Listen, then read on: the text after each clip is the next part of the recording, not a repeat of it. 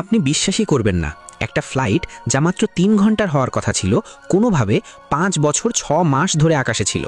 অথচ না পাইলট না যাত্রীরা কেউই এটা টের পায়নি। যখন বিমানটি ল্যান্ড করার অনুমতি চায় তখন কন্ট্রোল টাওয়ারের লোকজন পুরোপুরি অবাক হয়ে যায়। বারবার যাচাই করার পর তারা বিমানটিকে একটি দূরের এয়ারপোর্টে নামার অনুমতি দেয়, কিন্তু সেখানে তাদের জন্য পরিবারের কেউ অপেক্ষা করছিল না। পুরো জায়গাটা তদন্ত কর্মকর্তায় ঘেরা ছিল। যাত্রীরা সম্পূর্ণ বিভ্রান্ত ছিল। মাইকেলা বলল তার ভাতিজার রক্তের রোগ আছে, তাকে দ্রুত বাড়ি যেতে হবে। কিন্তু তখন এক কর্মকর্তার কথা শুনে সবাই থমকে যায়। সমস্যা হলো, আপনার বিমানটি জামাইকার মন্টেগো বে থেকে ৭ এপ্রিল ২০১৩ সালে উড়েছিল, আর আজ ৪ নভেম্বর ২০১৮। আপনারা সবাই ৫ বছর ৬ মাস ধরে নিখোঁজ ছিলেন। সবাই ভেবেছিল আপনারা মারা গেছেন। এটা শুনে কেউই বিশ্বাস করতে পারছিল না। বিমানে আসলে কি হয়েছিল সেটা জানার জন্য কর্মকর্তারা পুরো বিমান নিজেদের দখলে নেয় এবং প্রতিটি যাত্রীকে জিজ্ঞাসাবাদ করে।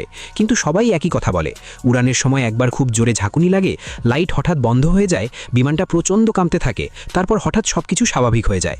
৩৬ ঘন্টার তদন্তের পরও কোনো উত্তর পাওয়া যায়নি। অবশেষে যাত্রীদের পরিবারকে ডাকা হয়। বিমানের যাত্রীদের কাছে তো মাত্র ৩ ঘন্টা কেটেছে, কিন্তু তাদের পরিবারের কাছে কেটে গেছে ৫ বছর। মাইকেলা জানতে পারে তার মা আর বেঁচে নেই, তার ছোট ভাতিজি এখন বড় হয়ে গেছে, তার চাকরির জায়গায় অন্য কেউ কাজ করছে, আর তার প্রেমিক তার সবচেয়ে ভালো বন্ধুকেই বিয়ে করেছে। এই সব পরিবর্তন তাকে ভেতর থেকে ভেঙে দেয়।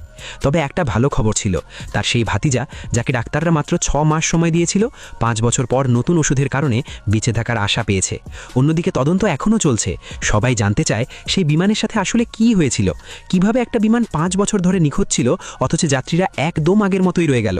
তারা কি কোনো অজানা রহস্যময় পথ দিয়ে গিয়েছিল, নাকি সত্যি সময়ের সীমা পেরিয়ে ফেলেছিল? এই প্রশ্নের উত্তর কি কোনোদিন পাওয়া যাবে?